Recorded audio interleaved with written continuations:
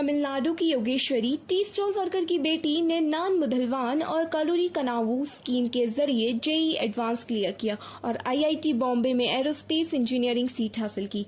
उसका सपना है कल्पना चावला जैसा नाम कमाना। पिज्जा शॉप में हेलमेट पहने आदमी ने डिलीवरी का बहाना बनाकर महिला का मंगलसूत्र चुरा लिया। सीसीटीवी में दिख रहा है कि फोन लेकर मौका देखते ही स्नैचिंग की और भाग गया। महिला ने तुरंत पिज्जा छोड़कर चोर का पीछा किया। बेंगलुरु से गोवा शादी के लिए आए कपल में झगड़ा हुआ, जिसमें संजय ने अपनी गर्लफ्रेंड रोशनी का गला काटकर प्रताप नगर के जंगल में फेंक दिया।